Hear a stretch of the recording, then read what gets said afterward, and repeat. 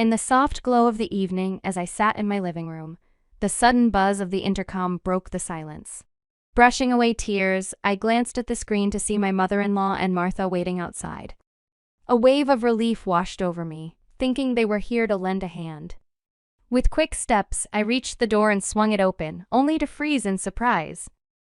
"Please, bring everything inside," my mother-in-law instructed, and a group of people, chirpy and full of energy, who appeared to be movers, made their way in, apologizing as they passed by me. Confused and overwhelmed, I blurted out, "What? What's happening?" My voice must have carried because my son, Roger, rushed down from his room, worry etched on his face. "What's wrong, Mom?" he asked, eyeing the movers who were now swiftly occupying our space with boxes and furniture. I don't know," I stammered, turning to look at him, equally puzzled. Suddenly, the harsh reality was voiced. "We're taking over this house. It's time for you to leave," my father-in-law, Terry, commanded with a firmness that brooked no argument, even as the movers continued their task. Roger's face drained of color. "No, you can't do this. Auntie, don't they know?" he pleaded, his voice barely above a whisper. "This house, it's not Dad's anymore. And it's haunted." The room fell silent as Terry paused and the movers halted, all eyes on Roger, who was now shaking. "My name is Christina, and I'm 39, married to Keith, who is 40 and a dedicated businessman. Keith, the epitome of calmness, doesn't indulge in vices. He's all about work and spending cozy movie nights with me. Our son, Roger, once a regular companion on these family evenings, now found himself busy with middle school, leaving Keith and me reminiscing about the past. Keith often spoke fondly of his school days, proud of his decision to attend a local public high school over the prestigious one where his parents taught. He was a star student, involved in leadership roles and cherished memories with his high school buddy, Terry. "You were a model student, weren't you?" I'd tease him. His response, always with a laugh, was a reminder of simpler, happy times. "Are you enjoying this?" I asked him once during a movie night. "Yes," he replied. Then looking around, he added, "No, it's more than that. It's happiness." He spoke of our home, our family, with a sincerity that warmed my heart. "I have everything I need. A wonderful wife, a lively son," he said, his honesty making me feel cherished. "You meant to say a beautiful wife," I corrected, half joking, half serious. In this unexpected turmoil amidst movers and declarations of eviction, Keith's words echoed, a reminder of the love and unity that made this house a home, haunted or not. I playfully swung my arm towards Keith, and he dodged it with a laugh, affirming, "Yes, having a beautiful wife does indeed make me the happiest." Our current goal is to buckle down and work hard towards paying off our house's mortgage. Keith has arranged our finances in such a way that I can focus on being a stay-at-home mom without the stress of financial burdens weighing us down. I often find myself thinking how fortunate I am to have Keith, a man so considerate and kind as my partner. While we were sitting side by side, lost in the storyline of a DVD, these thoughts warmly filled my mind. Keith frequently shares how content he is with our married life. However, I can't shake off the feeling that his happiness was not as profound before we got married, especially during the times he spent at his parents' home. The tension and strained relationships he has with his family, particularly with his parents and his sister Martha, are evident and point towards underlying issues. The genesis of these issues, from what I've gathered, seems to revolve around Keith's decision to not attend the high school his parents had chosen for him. In contrast, Martha, who is 3 years his senior, complied with all their parents' wishes. She attended the high school they chose for her, maintained the high grades they expected, and even secured a job at a company they approved of. According to Keith, Martha's compliance has made her overly reliant on their parents, leaving her with a diminished capacity to make independent decisions or adapt to unforeseen circumstances. This dependency manifested clearly when Martha ventured into the workforce. Accustomed to operating under explicit instructions, she found herself paralyzed in a work environment that demanded initiative and independence. Her discomfort and inability to adapt led her to resign in less than a year. Subsequently, her parents hurriedly arranged a marriage for her, choosing a husband on her behalf.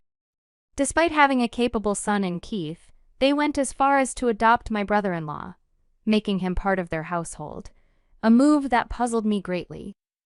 I often ponder over the need for Keith's parents to adopt another son when they already had Keith, who was perfectly capable and deserving of their love and attention. Keith's father is an ordinary businessman, yet there seemed an undue emphasis on projecting a certain image, particularly through the education of their children. They stretched their finances to send Keith and Martha to private high schools, a decision Keith attributes to his parents' desire to maintain a facade of affluence and prestige. Keith recounted stories of a wealthy family living near his parents, with a daughter the same age as Martha. The girls spent their childhood playing together, but as they entered elementary school, their paths began to diverge. This story, among others, sheds light on the complex dynamics and pressures within Keith's family, illustrating a pattern of decisions driven more by external appearances than by the well-being and preferences of the family members themselves. She attended a private school and started to drift apart from the other kids in our neighborhood. Keith's parents didn't have any big problems with that family, but they seemed pretty jealous. They worked hard to save money so Martha could go to private school too. Because of this, we often had simple meals at home, but Martha's school lunches were fancy, leading to a strange mix in what we ate. Keith decided he didn't want to deal with the pressure of a private school, so he chose a public high school instead. I think it was a smart choice, but his parents were really upset and started treating him differently. They used to love showing off about Martha's fancy school. When people asked about Keith, they probably felt a bit ashamed to say he went to a public school. They imagined a fancier lifestyle than they needed, which wasn't really better. Keith's family and Martha's, with her 2 kids, rent their house. Renting isn't bad, but I wonder if they could have spent their money better instead of just trying to look good. They borrowed money for Martha's education and are still paying it back. I've never really gotten how they think about money. This also shows up in how they give Christmas gifts. Martha's kids get more than Roger, which doesn't seem fair, especially since they all live together. It's sad to see Roger affected by this too. They also don't like that we own our house, a 3-story place with 4 bedrooms bigger than theirs. They make comments like, "Pretty fancy for a public school family," and say our nice house doesn't suit us. When they visit, they pick on small things like a stain or a scratch on the floor, and say our house isn't that great. Honestly, their attitude is pretty annoying. They don't have to come over if they don't like it here. Keith thinks they act this way because they're jealous. They don't have a lot of money, but we have our own house, even though we're still paying for it. Keith jokes that it's because they always want to look good to others. My brother-in-law probably earns a decent salary, and my father-in-law is still working in his 50s, but their debts slow them down. "Don't worry about it," Keith always says. But when Keith and Roger aren't home, my mother-in-law and Martha come over. Lately, they've started walking around our house while I'm busy in the kitchen. They talk about changing rooms to their liking, which is pretty bold. When I caught them and showed I was annoyed, they just faked a smile and made a snarky comment about me being slow with the tea. I had to ask them to go back to the living room and was shocked when my mother-in-law asked for a spare key. I couldn't give her one, knowing she might snoop around our things. It was strange for them to ask for a key after treating Keith poorly. I told them I'd talk to Keith about the key, and later, we said no over the phone. My mother-in-law was mad, but we made it clear they should only visit when one of us is home. Keith's health suddenly became a concern. He was diagnosed with cancer after some tests, which left us speechless. The cancer was more advanced than we thought. The doctor said he didn't have long without surgery. Our insurance wouldn't cover all the costs, including the hospital bills, living expenses, and our house mortgage. Everything we had built seemed to fall apart.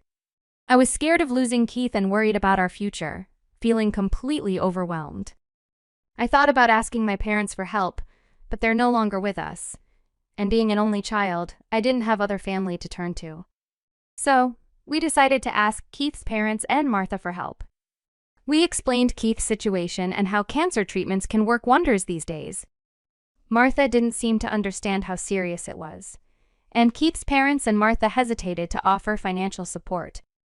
"I remember hearing you've paid off your debts recently," we mentioned, hoping they'd consider helping. "We promise to pay you back. Could you lend us the money for Keith's surgery and hospital stay? The same money you saved for my private school tuition, could we use it now? We'll work hard to repay you," we pleaded with them, desperate for their help. But they refused, saying they had just started enjoying a bit of luxury. I suggested that my life insurance could cover the mortgage if something happened to me, and we could sell the house to repay them. I even offered to write a promise note. Despite our pleas, they remained unmoved. "Why don't you sell the house now?" they suggested. Selling the house was a thought. But after paying off the mortgage, we'd need to make sure there was enough left for Keith's treatment, hospital bills, and finding a new place to live. Keith had been sending money home even when he was single. It seemed only right that they help him now. But no matter how much we begged, their answer didn't change. Keith finally said it was enough, and we left. As we were leaving, my brother-in-law caught up to us and gave us $4,000, apologizing for not having more. He had been contributing to their debt repayments too. "I'll try talking to them again," he promised, asking us not to lose hope. We thanked him for his kindness. "Do you have any other plans?" he asked. "Yes, we're considering selling the house like Martha suggested," I replied, shocked by the reality of the situation. Selling a house isn't easy. It involves a lot of steps and wouldn't be quick enough, especially with Keith's upcoming hospital admission. Plus, we'd need to find somewhere new to live. It's not as simple as it sounds. "It's okay. I know someone who can help," Keith said with a hopeful smile. Over the 3 years since his cancer was found, Keith fought bravely. Even though doctors said he had just a few months, he made many happy moments with us. There were many hospital visits, but we made the best of them. When the doctor told us Keith might not come home again, I called his family. They visited a few times, quickly leaving after a short visit, as if they were just checking on him. I didn't want to think they were only wondering how much time he had left. When it was clear Keith didn't have much time, I called my mother-in-law. "Oh no, that's awful." "We'll hurry," she said, but she sounded unsure and hung up quickly. Despite feeling uneasy, I went back to Keith and our son, Roger, in the hospital room. In the end, only my brother-in-law, coming straight from work, and Keith's good friend Terry made it to see him. Keith opened his eyes weakly to see us before closing them one last time. My brother-in-law and Terry took care of the funeral stuff while we went home to get things ready. They stayed with Keith, and Terry drove us. We had rushed out in the morning, and by the time we returned, it was already evening. Our breakfast dishes were still out. In the quiet of the evening, I turned on the lights and started looking through a photo album in the living room. Tears began to fall as I picked out a photo for the memorial service. Then the doorbell rang. I wiped my tears and saw my mother-in-law and Martha on the monitor. They hadn't made it in time to see Keith, but they were here now. I went to open the door, ready to greet them. I was shocked when I opened the door and heard my mother-in-law telling people to bring things inside. Movers started walking into our house, apologizing as they went. I was so confused and asked, "What's happening?" Roger ran downstairs, also confused, asking me what was going on. I didn't understand either. "My son's house is now ours." "You need to leave," my mother-in-law said, with my father-in-law organizing the movers as they filled our house with stuff. Roger suddenly got upset and said, "No. This house isn't Dad's now, and it's haunted." When he said this, everything stopped and everyone looked at Roger. Then Terry walked in, yelling at everyone for bringing stuff into someone else's house without asking. He made such a noise that even the neighbors might have heard. The movers, confused, started taking everything they brought back outside. Then my nephew and his kid showed up, upset about their things being left outside. My brother-in-law was angry. He thought he was helping with a move, but was confused by the situation. In the middle of the chaos, he said he couldn't handle it anymore and wanted a divorce from Martha. He arranged for his and his kids' things to go to his parents' house. He apologized for the trouble and left with the kids, not even looking at Martha. Martha was left crying on the street, and my in-laws didn't know what to do with all the stuff everywhere. Neighbors started watching, making it even more embarrassing. Terry then suggested we move the belongings inside to clear the street. I agreed with Terry, saying it was okay to bring the stuff inside since it was technically their house now. My in-laws looked confused when I said that. So, I explained the whole story. 3 years back, after Keith's parents didn't help us, Keith brought home Terry, who looked pretty tough. Terry owns a real estate business and even gave me his business card. I had heard he was Keith's high school friend, but he looked so tough that I thought he was involved in some scary business. Roger was so frightened that he stayed close to me. Keith noticed me looking worried and laughed, saying Terry might look scary, but he's actually a well-respected businessman. Even Roger seemed to be easing up a bit around him. Terry, despite his serious look, playfully hit Keith on the head, which shocked me, especially since Keith was unwell, but they both just laughed it off. Terry hadn't come to our wedding or visited us at home, which now made sense because Keith had told me stories about his good friend Terry from school. Terry joked about not attending social events because his tough look might scare people, which is why he joked he was still single. As Keith and Terry joked around, it reminded me that this was the Terry Keith had always talked about. I laughed, apologizing for interrupting their moment, noting how Keith always got so lively around him. Roger joked about the importance of a father's dignity, which lightened the mood further. I shared with Terry how Keith had wished he could come to our wedding, and we'd love for him to visit us anytime. Then, Terry got down to business, saying we didn't have much time. He checked every part of the house from each room to the exterior walls and the meter box. After inspecting everything, Terry opened his laptop, typed something, and then showed us the screen. Terry showed us a price for the house that really surprised me. It was much more than what we originally paid. I worried it was too high, especially since our house was pretty old and hadn't been updated in years. There were marks and the wooden floors were worn out. But Terry said not to worry, mentioning how my in-laws were already planning how to use the rooms, meaning they saw it as perfectly livable. Keith reassured me to trust Terry, so I agreed to sell at that price. Terry quickly got some papers out. Then, he mentioned we'd need a new place to live. Among the papers, he also had rental agreements. His plan was to buy our house and then rent it back to us. This solved our problems all at once. I couldn't believe what I was hearing. Terry promised to transfer the sale money to us soon, which we could use to pay off our mortgage. He was so confident, and his smile made him look more friendly than scary. While signing the papers, I saw the rent was listed as $400. Keith, Roger, and I thought it was a typo, expecting it to be $4,000, but Terry corrected us, saying it was no mistake. He felt he owed Keith a lot. Keith didn't think so, but Terry shared stories from their school days. Terry used to get into a lot of trouble back then, which upset his mom a lot. Once, his mom, who raised him alone, ended up in the hospital from too much stress and tiredness. When Terry got to the hospital and saw his mom looking so weak, he realized his actions were causing her stress. He broke down, feeling really guilty, and decided to change. He stopped getting into fights and stayed away from trouble. But then someone found a cigarette butt on the school's roof that had started a small fire. Everyone thought Terry did it because of his reputation, even though he didn't. The school wanted to kick him out, and Terry was scared of upsetting his mom again. Keith was the only person who believed Terry didn't do it. Keith was actually the student council president, and they hadn't really talked much before this happened.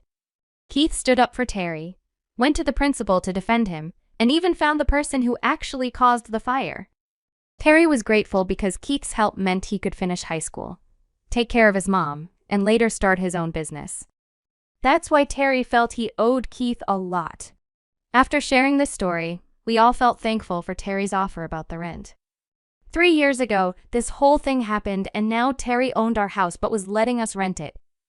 He even offered to show the documents to prove it and said he could rent it to any of our family members for a good price.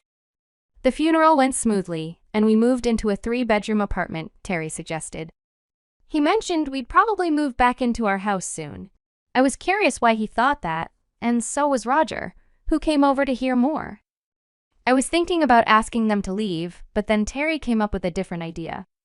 3 days later, we went back to the house, saying we forgot some things. Terry was with us, and my mother-in-law made us tea and snacks, but not very happily. "How do you find living here?" Roger casually asked his grandfather, who happily said it was great. Really? Do you ever hear weird noises like on the stairs or in the bathroom? Roger then acted scared and talked about how he thought he saw someone on the stairs when we weren't home, but there was nobody there. My mother-in-law said that was silly, but at that moment, Roger and Terry acted as if they heard something upstairs. Martha, who was quiet because she was sad about her divorce, didn't say anything. "Let's stop talking about creepy things." "I didn't hear anything," she said. Roger and Terry quickly left with us. Outside, my in-laws looked really scared. In the car, we all laughed. Terry had used the ghost story Roger made up as a sort of punishment for how they treated Keith. Terry was upset about how they were ready to move into Keith's house without caring about him.